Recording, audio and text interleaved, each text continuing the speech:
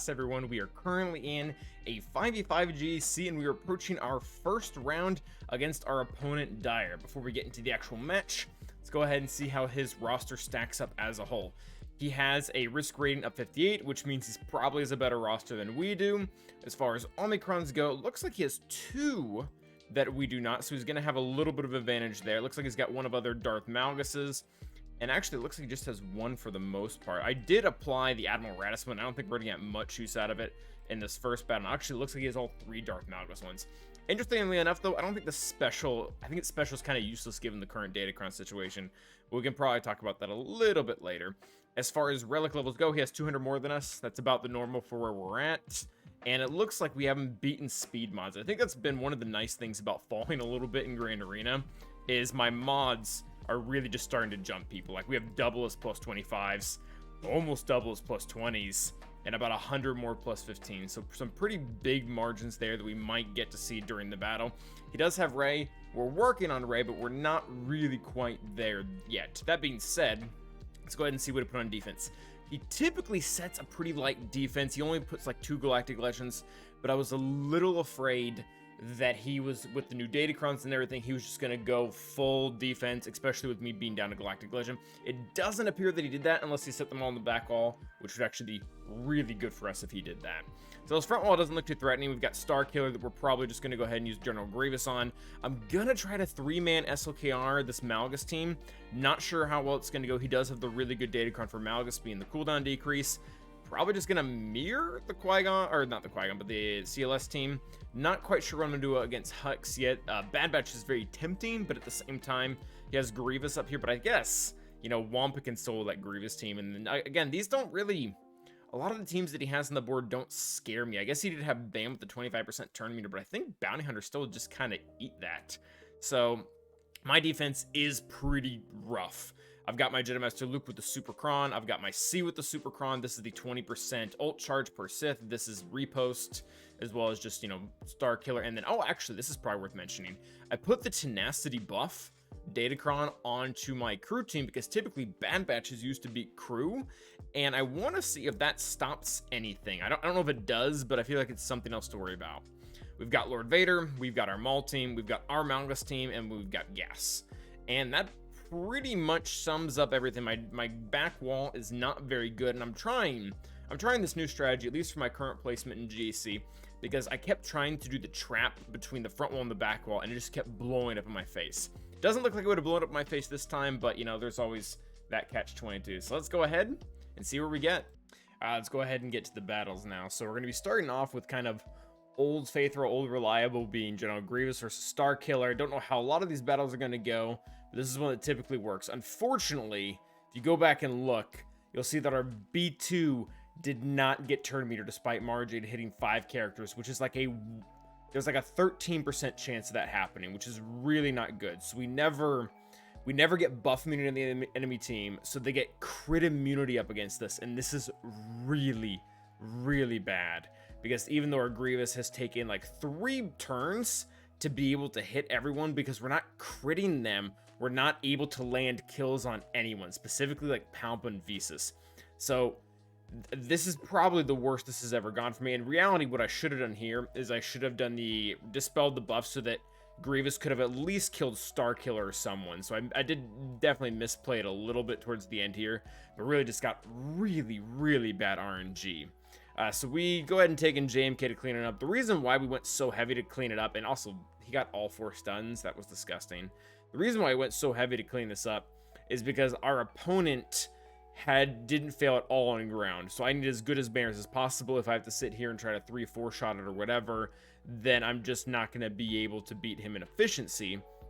But again, he might have something in the back wall that we need JMK for, and then we're just probably sunk anyways. So we go ahead and use JMK here. I specifically held JMK. Our opponent has been putting his own JMK on defense, and this was going to be my counter because we had the speeds right.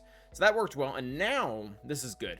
We're going to use what is probably the most efficient counter to Malgus. And by efficient, I mean banner efficient. Not necessarily the best choice.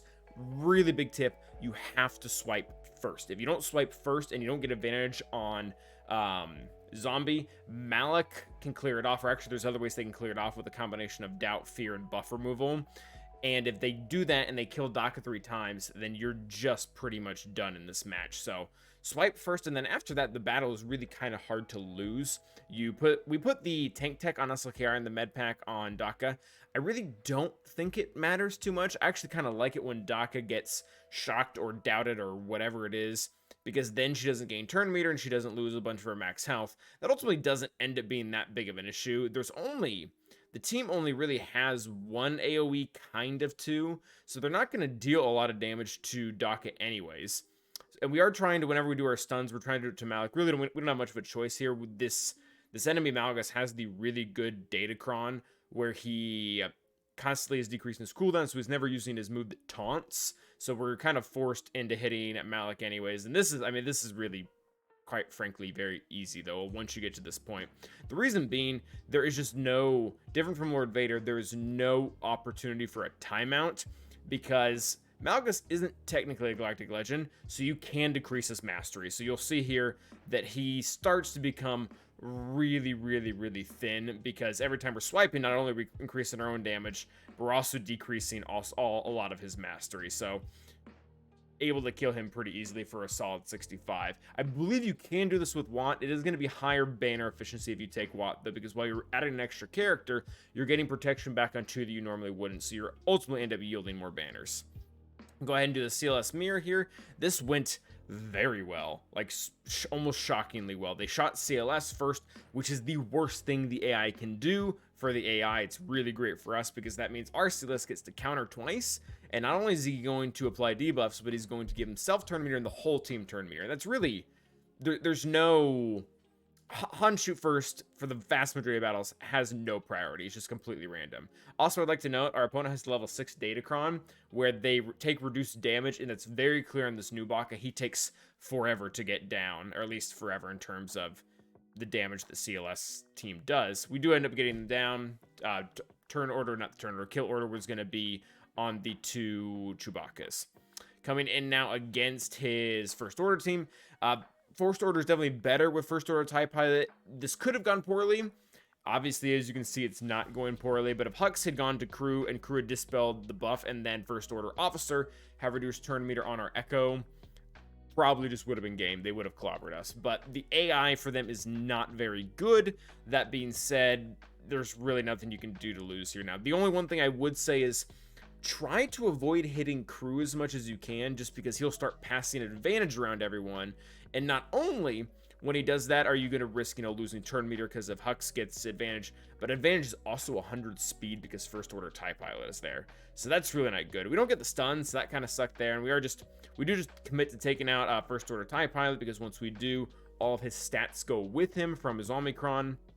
Don't have to worry about him there. And we're just, like I said, able to loop all the debuffs, and we're really in no danger of losing this as soon as we pass the opening barrage or whatever it was. So yeah, Crew does take a minute to kill here, just because you have to get healing immunity on him, otherwise he doesn't die. Luckily, we have that on a very low cooldown thanks to translation, and it's pretty an easy cleanup. We're gonna go ahead and take Wampa against Grievous now. At this point, like a spoiler alert, but everyone on the stream knew this. At this point in the match, we've lost. We opened the back wall. They had Rey. And because we didn't save our JMK for it, because we thought we were going to lose on a banner efficiency, we probably would have. We just can't do anything now. We have nothing even that can remotely beat Rey. It's also a super Datacron Rey with all the extra damage and turn meter. So there's, at this point, I wouldn't say in full testing mode, but we're definitely taking a much more relaxed approach. Like I probably should have used my Wampa against this Iden that was in his back wall. But like I said, I didn't care too much. I'm like, all right, we don't typically get to use Wampa on Grievous. Let's use Wampa on Grievous. That sounds like a fun idea. And Wampa on Grievous works great. I do think this is a little bit mod dependent, at least against this comp. Both Newt and Grievous have the majority of their abilities cannot be countered. And what that ends up doing in the end is you stop gaining turn meter, and there is a chance for that they just kill you. Luckily, I believe our Wampa is modded extremely well. We actually have him with a bunch of defense sets, which even if you do the math, even with Grievous's defense penetration from his lead, you end up getting a much better result. So like you see, not even close. Now we're going to this battle's fun. We're gonna go ahead and take our bounty hunters versus the turn meter boosted BAM team. So they get going. I kind of figured this is exactly how this would go. They get all their turns, they go, BAM loads up, but they don't have enough turn meter to really loop things, at least with some characters in here. And also his turn order was wrong. BAM should have gone first. I don't think that would have changed anything here.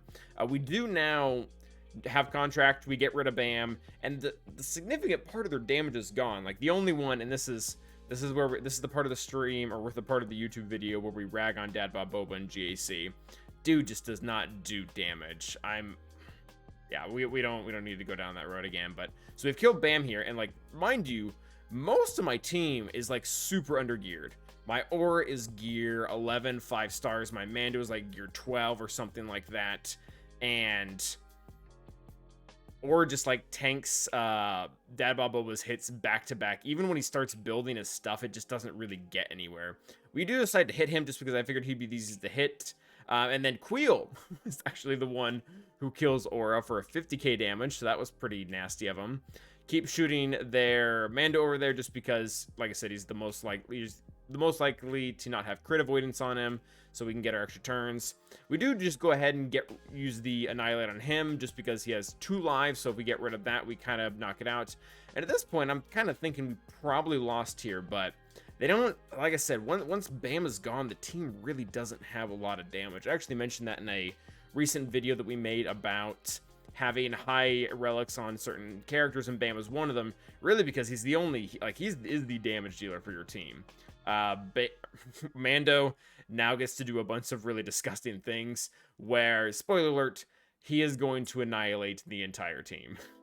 It's honestly very quite impressive that even at gear 12 he's able to do things of this stature. So we're able to get them out. Now we get to go ahead and take on Inquisitors. Again, like I said, we're in kind of fun mode right now, but this is the fully relic Inquisitor team with my kinda garbage Sith trio. Well, I've done this once or twice before, and as long as the Inquisitors don't have the level 6 Datacron where they deal max health every time they deal a debuff, it's really hard to lose. It's really hard to lose. They just deal so many debuffs. Nihilus gets so much turn meter. You're able to increase their cooldown. Seventh Sister kills herself on her own. Even like I said, even with us being at gear 12, it's just kind of whatever. We isolate their 9th. We annihilate the Grand Inquisitor. We go ahead and slap around what's his face, her 7th sister. And yeah, I mean, by this point they can't do anything. I mean, I think we actually do towards the very end up putting this on auto once we have everything done right, but we pretty much just have to annihilate them from here. There's not gear 12 Traya, unfortunately, and Malo got to play in GAC today, so that was fun for him. They're not really going to be able to do that much damage here, so I don't know. Yeah, I think at this point I've just put it on auto. Like, we're in no danger of losing, and we still have 3 minutes, so they'll eventually get through everyone. I think even 8th Brother gets annihilated. Like, he doesn't get the opportunity to stick around here.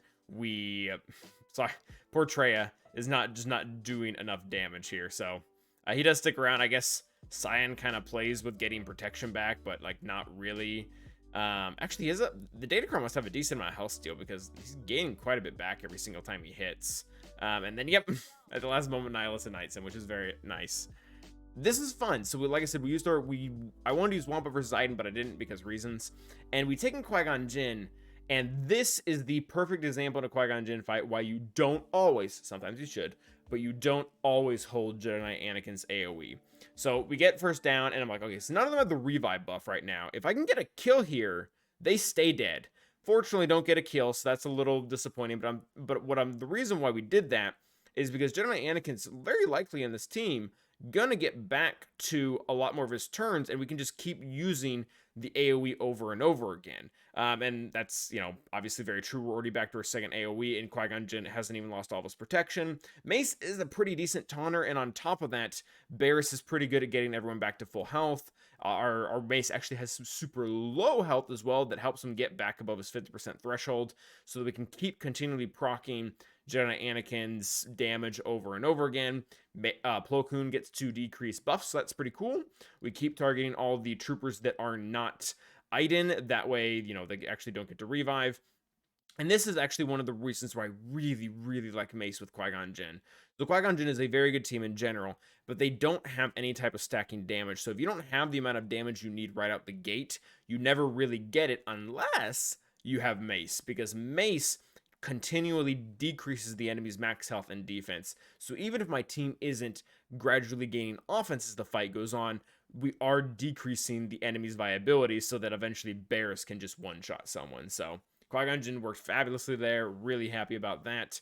We go ahead and take in our Jedi Knight Revan now versus their Dash team. Really not a lot to say here. We went first. We marked Vandor. There was nothing they can do. I guess maybe it's worth saying that we held the cleanse until Dash used all of his irresistible debuffs on us. Fun fact, they are irresistible. Everyone has tenacity down, or tenacity up here, and he lands everything.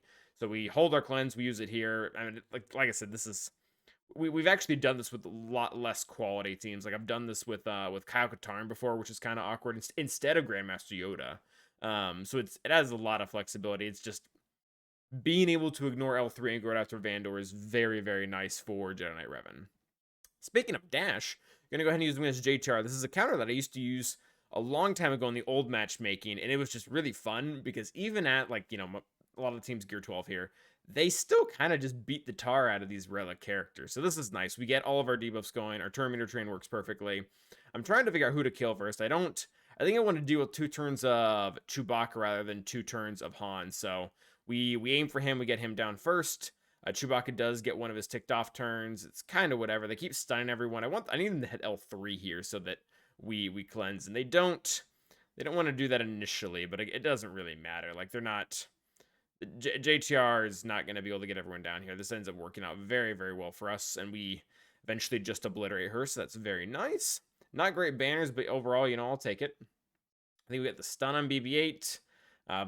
Foresight drags out a little bit, still get 62 banners, and that apparently is it for ground. And now we're going to be moving into the fleet section. He actually left pretty easy fleets, and he struggled a little bit on ours, but we have to use First Order versus Negotiator, because we have to use we have to use Malevolence against his Empire. So this is pretty much our only option because my Rebels still aren't good. That being said, I feel like I've got this down to a science now. Like we've won this even with not good circumstances. So immediately open up. Jedi Anakin doesn't really get low enough to trigger unending loyalty. So we use the AoE because it's the least amount of damage we can do. This is really important. Y-Wing hasn't taken a turn yet, and he's going to taunt anyway, so you actually have to decrease turn meter on Special Forces TIE Fighter, and then that gives us enough turn meter to now be able to, be able to remove the buff so that Silencer can actually hit Jedi Anakin and put him into stealth and get rid of unending loyalty. Now what we're going to do is we're going to be able to bring in Ebon Hawk and kill Jedi Anakin because we've already done all the groundwork. I basicked with Shuttle there. That was weird. I couldn't really think of anything better to do. Ebon Hawk comes in without doing anything fancy. We just go right for the kill, and now Jedi Anakin is out. And even if we fail, this is now very clean upable. The Negotiator with and without Jedi Anakin is really 2 different teams. They got a pretty clutch dodge there. That kind of sucked for us, and now we have to deal with Daze, which really isn't... If First Order, if they get another ship or something... I don't think ship reworks really exist for the most part, but if they need one thing, they really need Daze. They could really, really use some Daze. That would just, or sorry, not Daze, a cleanse to get rid of the Daze. That would be so helpful because it's very annoying when this happens and you just have to sit there and wait it out. Like there's nothing else you can really do about it. I guess you could take Gar, but kind of need him elsewhere as well. And now we're actually about to see a very, very rare sighting here in a second. After we take out Sarge, just because he keeps getting in the way, we're actually going to be able to get all 5 First Order characters out in the field. I know I've never been able to do this. I don't know if I've ever seen anyone else do it either, but kind of cool. And it is also very short-lived. So that happened, and we are just trying to take everyone out now. Silencer has now built up enough max health, though, where he's just starting to kind of one-shot people, which is very nice for us. Silencer got dazed again, though, so that's not preferred, and then get undazed or cleanse it or whatever, and Silencer can go back to just one-shotting people. Oh, and there's the daze again, also very annoying. You guys can see this is dragging out a little bit longer than I would have liked, especially with the unending loyalty there. Try to bring in someone and see if we can get Sarge to do some damage here. Of course, we get another dodge by them, so that's not great. Trying just to move quickly here, get everyone in, and Sarge gets the kill. Kind of weird how it works out, but I'll take it. Next up, we have Empire. Sorry, not Empire. Malevolence versus Empire. Very straightforward match, as long as TIE Fighter pilot does not dodge 8 times in a row. Really nothing the opponent can do about it. We immediately get in, we get our buzz droids out on the bomber, kill him before anything happens. Our opponent has his order wrong there, so he does not get to pull in the TIE, whatchamacallit, the tip, prototype, whatever. The shuttle makes Vader taunt, which was very nice for us, and then we kill the shuttle. Very, very easy battle. Next up, I don't know if I did something wrong. If I did, that's fine. But or we just got like really bad RNG with assists here or something. But yeah, this one goes pretty downhill, unfortunately. We can't kill the bomber right off the way, and then they actually kill our Y-Wing pretty darn easily. They daze Biggs, which is also not ideal. And there really weren't any major buffs to tear off at the point, so we didn't bring in Biston. And then they just start getting all the assists from Resistance Pilot and just destroying us. So this really isn't good. We are getting through them, but at the same time, they're also getting through us. And yeah, then they get Lando's Falcon here. Pretty darn good at the rate he comes in. Almost killed both my sides there. Not looking too hot for Phoenix. I do heal up the Phantom, though. That's nice. And then I think they take out the Ghost. And now Phantom is more or less a sitting duck there. So that's really not good. And then Raddus gets to their ultimate. So obviously terrible match, all things considered. But we just went and did that. And because I still have no idea how to use Raddus, we decided to clean up their Raddus, and I just put it on auto. Like I don't know really how the fleet works. I'm guessing that auto's just gonna do better than I am with that, which is kind of sad to say, but it is what it is. So we come in and we pretty much destroy him. So that is the match, and like I said, midway through we did lose, specifically because of the Star Killer fail on the front wall. Had we not failed there, had B2, really even if B2 just got a little bit of turn meter, we got buff me, we were able to kill a few, we wouldn't have had to burn JMK here, and we would have been able to hit the back wall, and then we probably, it's hard to say because it would have been close. He did fail, he did drop 30 banners on my fleet, so we would have only dropped 20 here, and maybe if we would have paid more attention with our rebels, we probably would have won. Or even if this just didn't fail in general, then this would have been a very easy 65 with JMK, and like I said, we would have gotten it, but it is what it is. Still not fun to keep losing, but adapt and survive. This is all we can do. So thank everyone for watching. Remember to like and subscribe as always. And as always, stay awesome.